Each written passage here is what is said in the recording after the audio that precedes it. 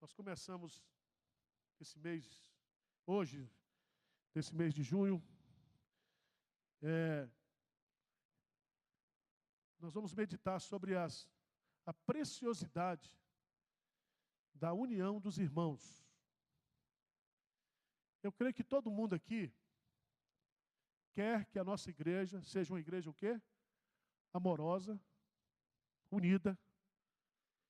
Uma igreja que você sinta prazer e alegria de estar nela. Concordam comigo? Quem concorda, levanta a mão.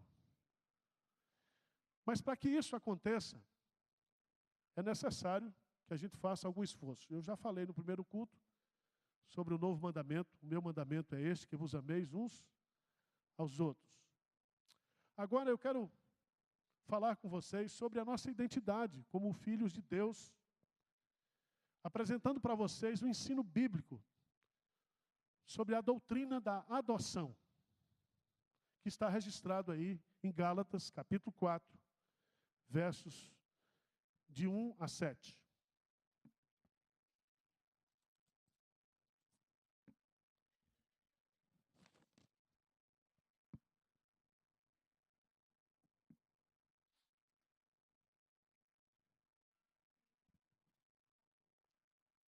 Gálatas, capítulo 4, versos de 1 a 7. Vamos ler juntos? Digo, pois, que durante o tempo em que o herdeiro é menor, em nada difere de escravo, posto que é ele senhor de tudo, mas está sob tutores e curadores até o tempo predeterminado pelo Pai. Assim também nós, quando éramos menores, estávamos servilmente sujeitos aos rudimentos do mundo. Vindo, porém, a plenitude do tempo, Deus enviou o seu Filho, nascido de mulher, nascido sob carne.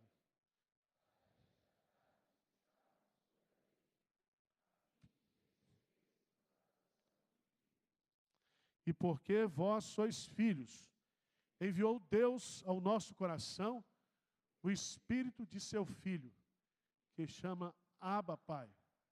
De sorte que já não és escravo,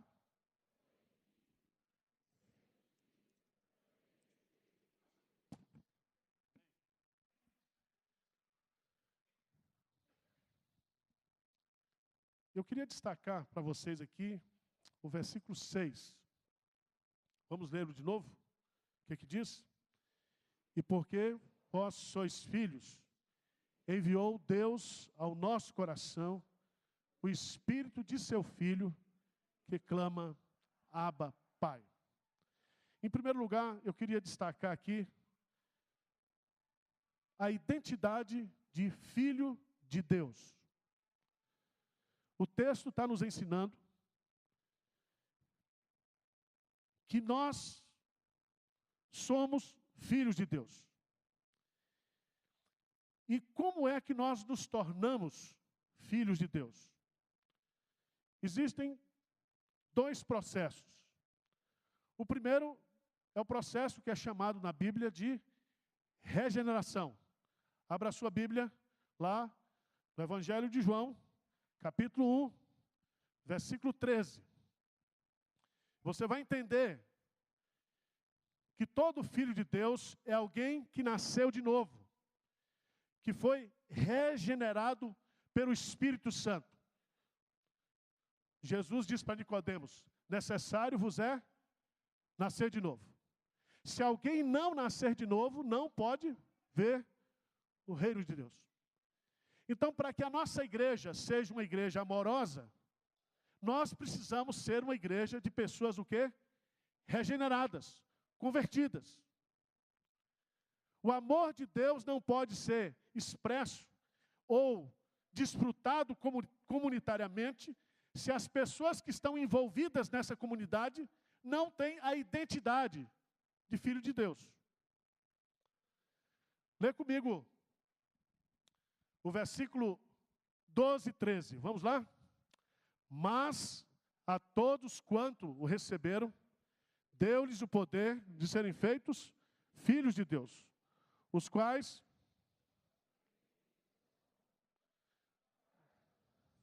do sangue, nem da vontade da carne, nem da vontade do homem, mas de Deus. Presta atenção. Aqui nós temos pessoas que se tornam filhos de Deus por receberem a Cristo. E por receberem a Cristo, elas são o quê? Regeneradas. Volta lá para Gálatas capítulo 4. Gálatas capítulo 4, no versículo 26. A palavra de Deus diz assim, 3:26, diz assim: pois todos vós sois filhos de Deus, mediante a fé em Cristo Jesus. Então, pela fé em Cristo Jesus, nós somos regenerados pelo Espírito Santo e nos tornamos membros da família de Deus. Mas o apóstolo Paulo aqui, em Gálatas capítulo 4, ele vai introduzir um conceito novo de filiação, que não existe no Antigo Testamento, não existe no Novo Testamento. Ele vai introduzir um conceito do direito romano.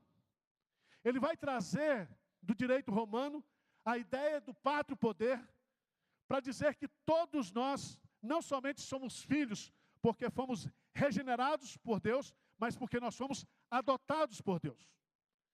E a adoção é um processo legal onde filhos de pais biológicos são transformados em filhos adotivos através de um processo legal. E esses filhos adotivos, eles passam a ter os mesmos direitos dos filhos biológicos. E Paulo, ele vai nos ensinar isso. Ele vai colocar aqui, no versículo 4, ou no versículo 1, ele digo, pois, que durante o tempo em que o herdeiro é menor, em nada difere de escravo, posto que ele é senhor de tudo. O que é que dizia o direito romano? O direito romano reconhecia a paternidade adotiva. Mas enquanto o filho adotivo fosse menor, ele era apenas considerado como escravo da casa. Ele só participaria da herança do pai, ele só seria reconhecido como alguém que vai desfrutar as bênçãos da herança paternal quando o pai o reconhecesse, quando ele deixasse a menor idade.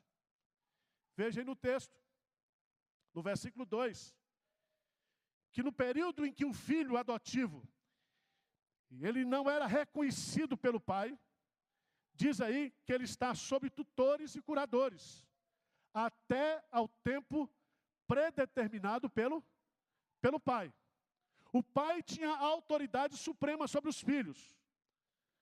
Tudo que era da casa estava debaixo do pátrio poder, inclusive os filhos.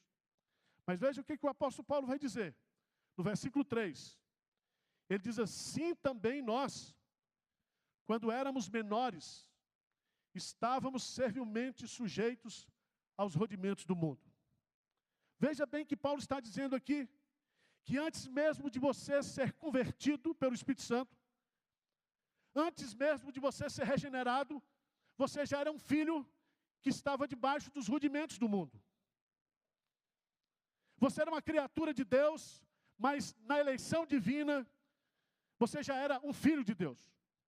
E é tão interessante esse texto, que no versículo 4, vindo, porém, a plenitude do tempo, Deus enviou o seu Filho, nascido de mulher, nascido sob a lei, para resgatar os que estavam sobre a lei, a fim de que recebêssemos a adoção de filhos.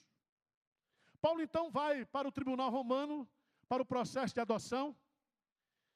E aqui Paulo está dizendo que aquele pai que vai adotar um filho, esse filho que não é legítimo, esse filho que não é biológico, ele então paga um resgate, paga um valor, para que a partir daquele momento, esse filho passe a ser legalmente dele, com todos os seus direitos e deveres.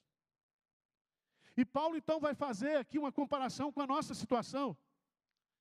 É que nós somos filhos de Deus, não somente porque nós fomos gerados pelo Espírito Santo, regenerados pelo Espírito Santo, nós não somente nascemos de novo, mas também Cristo pagou o preço da nossa redenção. O Pai nos adota em Cristo Jesus e paga o preço para que nós sejamos de fato filhos dele. Mas por que esses dois conceitos estão presentes na Bíblia? E aqui vem uma explicação lógica, consoladora, confortadora para mim e para você. Quando nós somos gerados pelo Espírito Santo, o apóstolo Pedro diz que nós somos recém-nascidos, o quê? Espiritualmente. Recém-nascidos espiritualmente. E se nós somos recém-nascidos espiritualmente, nós ainda não temos o direito. E Paulo então une esses dois conceitos de regeneração e de adoção para dizer o seguinte: a partir do momento que você é regenerado pelo Espírito Santo, você passa a ter todos os privilégios, todos os direitos, todas as responsabilidades como filho de Deus. E para Deus não existe filho mais velho, filho mais novo, filho de primeira qualidade, filho de segunda qualidade, filho mais querido, menos querido, porque todos somos iguais perante Deus. Então, Paulo junta esses dois conceitos para fortalecer, para mim e para você, o conceito de privilégios espirituais que nós temos. E é tão interessante que Paulo vai colocar no versículo 6. No versículo 6. Leia comigo, por favor. O que aqui diz aí? E porque vós sois filhos, enviou Deus ao nosso coração o Espírito de seu Filho, que ama, que clama. Se não existisse nenhum versículo da Bíblia que falasse sobre a Trindade, esse versículo apresenta as três pessoas da Trindade. Esse versículo é suficiente. Lutero diz que o cristianismo sobreviveria como religião apenas com as cartas de Paulo aos Romanos e Gálatas. Porque essa carta revela que nesse processo de nos tornarmos filhos de Deus, tanto por regeneração como por direito, todas as três pessoas da Trindade estão o quê? Envolvidas. E aqui, meus amados irmãos, no versículo 6, e porque vós sois o quê? Filhos. Porque nós somos filhos, regenerados e adotados. Porque nós temos essa identidade. A primeira coisa que acontece é que Deus enviou ao nosso coração o Espírito de seu Filho que clama o quê? Abba, Pai. Porque nós somos filhos, nós recebemos o presente do Espírito. E esse Espírito tem algumas características aqui. Ele é o Espírito de Jesus. Ele é o Espírito do Filho. O que significa isso? Significa que Ele está presente na minha vida e na sua vida, para que eu e você, nós possamos desfrutar de todos os benefícios da obra de Cristo, da redenção de Cristo, da ressurreição de Cristo, da ascensão de Cristo, da exaltação de Cristo, da intercessão de Cristo. Tudo que é de Cristo é nosso pelo Espírito Santo. E ainda que a gente passe por lutas, e ainda que a gente enfrente provações, e ainda que a gente caia na vida cristã, ainda que a gente entristeça o Espírito Santo, a nossa identidade está preservada em Cristo Jesus. E é tão bonito isso aqui, porque Deus, Ele enviou o Espírito não para a mente. Deus enviou o seu Espírito para onde? Para o coração. E Paulo aqui, ele conhece o latim, Paulo conhece a língua grega, Paulo conhece a língua hebraica. E Paulo está nos dando uma lição muito importante aqui, é que o Espírito Santo, ele não veio para a mente, mas o Espírito Santo veio para o coração. E é do coração que procedem todas as fontes da vida. O coração é o centro da comunhão com Deus. O coração é o centro da religiosidade. Não existe relacionamento com Deus se não for de todo o coração. Quando o Espírito ele é enviado para o coração, significa que Ele está tomando conta de toda a nossa vida. Não há nenhuma esfera da nossa afetividade, da nossa inteligência, dos nossos sentimentos. Não existe nenhuma esfera, nenhum dado, nenhum gueto da nossa vida, da nossa existência, que Deus não seja dono em Cristo Jesus. Mas é muito interessante, porque Paulo, ele vai aprofundar mais aqui nesse versículo. Ele diz que porque nós somos filhos, filhos regenerados e filhos adotados. Filhos espiritualmente nascidos, filhos legalmente, pelo direito romano. Somos filhos de Deus. E ele vai colocar aqui a garantia disso, o desdobramento disso, é que Deus, que nos regenera, manda o Espírito habitar no nosso coração. Mas há um detalhe aqui, que eu queria chamar a sua atenção. Esse Espírito, ele clama, Abba o quê? Pai. Vamos entender, porque Paulo, ele usa o verbo clamar aqui. E esse verbo clamar, meus amados irmãos, não é o verbo pedir, não é o verbo interceder. A melhor tradução no grego para essa palavra é a palavra chorar. A palavra chorar.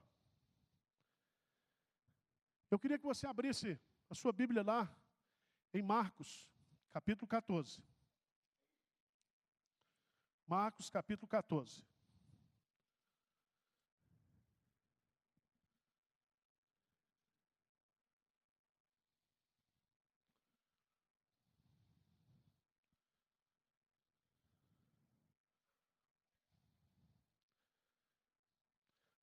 A partir do versículo 35, Jesus no Getsêmani.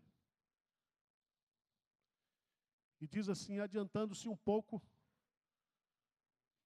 14:35. E adiantando-se um pouco, prostrou-se em terra e orava para que, se possível, lhe fosse poupada aquela hora. E dizia, Abba, Pai, tudo te é possível. Passa de mim este cálice, contudo não seja o que eu quero, e sim o que tu queres. Chama a sua preciosa atenção para o fato de que ele orava. No versículo 35. E ele dizia. E essas duas palavras no grego fortalecem o conceito de que o Espírito Santo é quem fazia isso, e é o Espírito Santo que faz isso dentro de nós. É o Espírito Santo que não somente nos regenerou, mas é o Espírito Santo que nos assiste em nossas fraquezas, porque nós não sabemos orar e pedir como convém, e Ele, conhecendo a vontade de Deus, os pensamentos de Deus, Ele intercede por nós. Ele faz com que a nossa vontade seja levada em cativo à obediência do Pai. E aqui eu queria que você fosse para Hebreus, capítulo 5. Hebreus, capítulo 5.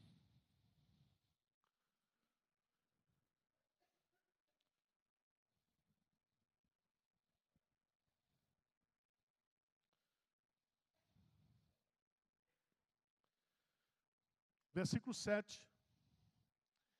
E se você quer entender, eu quero dizer para você que a luta de Cristo é a minha luta e a sua luta. Não há diferença. Pelo fato de Cristo ser o Filho, Ele tinha o Espírito. Ele foi concebido pelo Espírito. Ele foi batizado pelo Espírito. Ele foi guiado pelo Espírito. Ele foi ressuscitado pelo poder do Espírito. O Espírito do Senhor repousava sobre Ele. Ele é a plenitude do Espírito. E aí veja o que você vai dizer. Hebreus 5. A partir do versículo 5.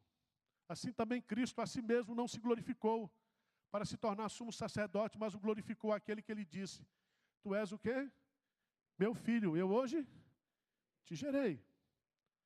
Como em outro lugar também diz: tu és sacerdote para sempre, segundo a ordem de Melquisedeque. Lê comigo o versículo 7, o que é que diz?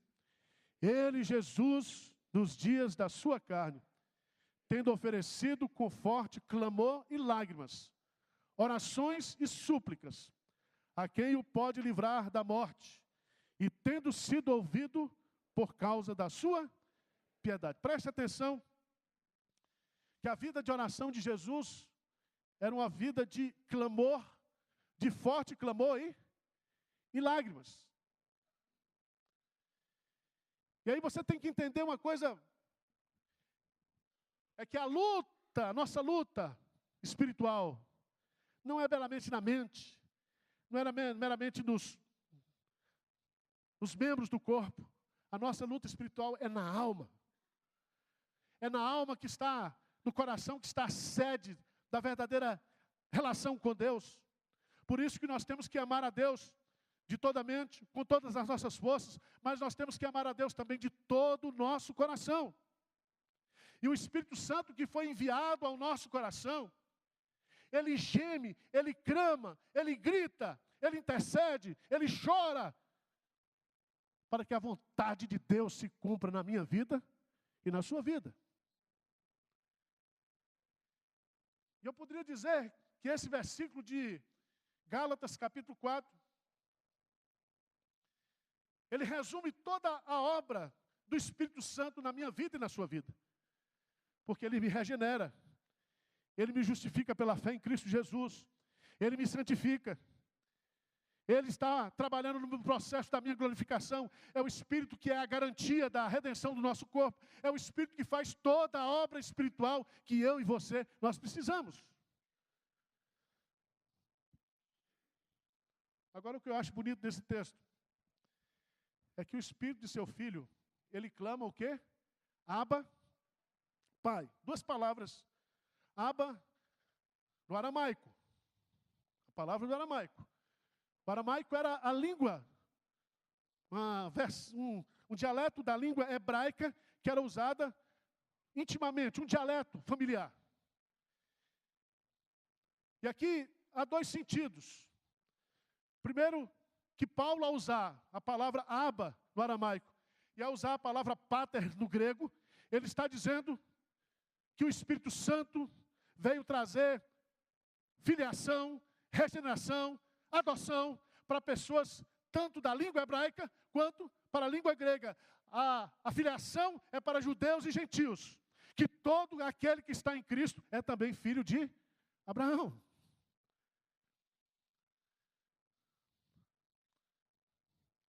Estudar a palavra Abba, Pai, é um desafio para os exegetas.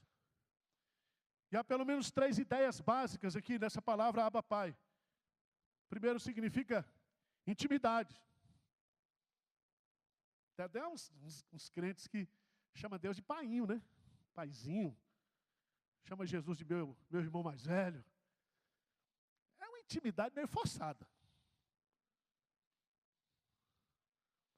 Porque a intimidade aqui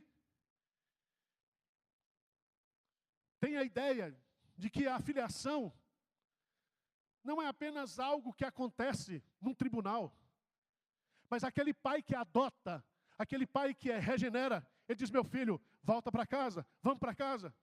Você agora tem um nome, você agora tem uma família, você tem agora proteção, você tem agora suprimento, você tem tudo que um filho precisa. Por isso que Jesus diz: não vos deixarei órfãos. O outro Consolador virá para suprir todas as necessidades. E é o Espírito que faz essa obra do Pai e do Filho dentro de nós. Intimidade. Mas há também a ideia de liberdade. De você colocar diante de Deus todas as lutas, todas as suas angústias. Existe aqui, meus amados irmãos, não somente uma liberdade de acesso mas uma liberdade de colocar diante de derramar perante Ele o seu coração. Liberdade de expressão. Liberdade de dizer até mesmo coisas que você não entende. Você tem essa liberdade. De pedir coisas que Deus não vai lhe dar, mas você tem a liberdade de falar, de derramar o seu coração. Mas há uma terceira ideia fantástica aqui, que é a ideia Abba Pai, de ousadia. De ousadia.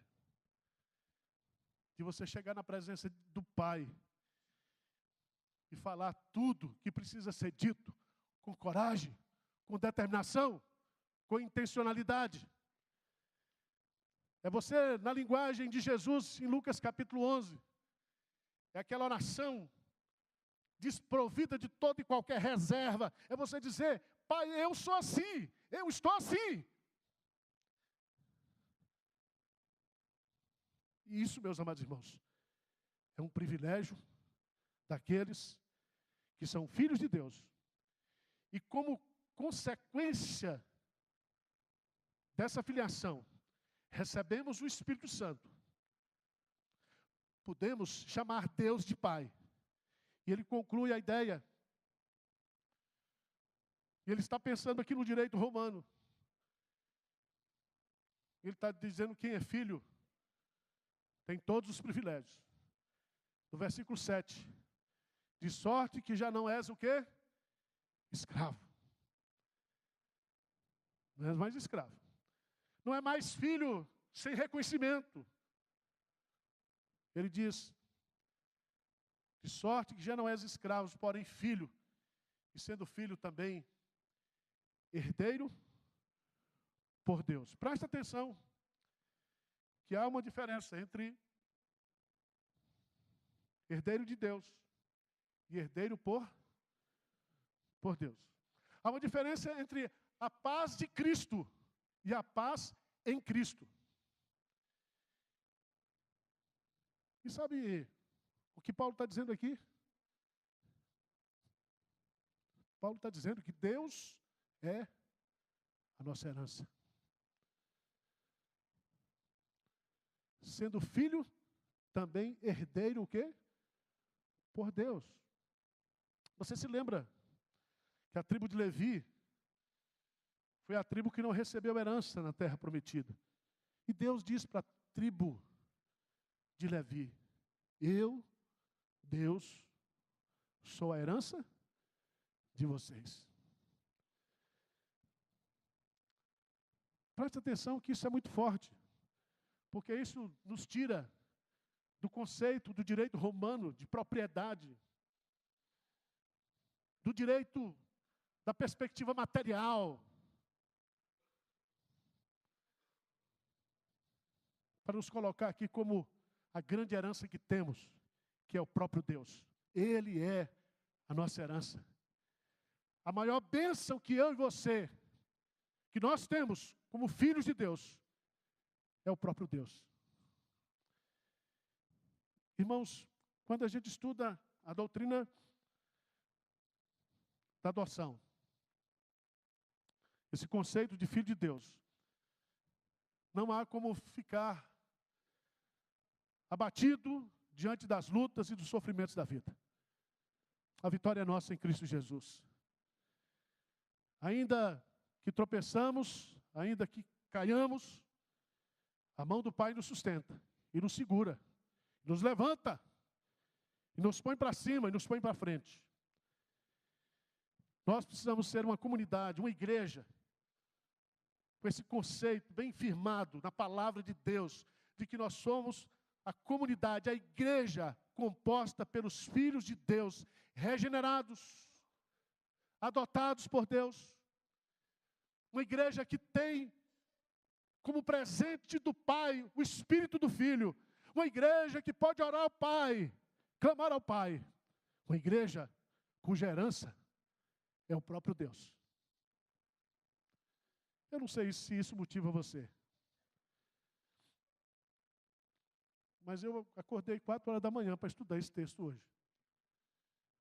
Primeiro, estou encontrando muita dificuldade de pregar para vocês. Eu só estou pensando em alemão.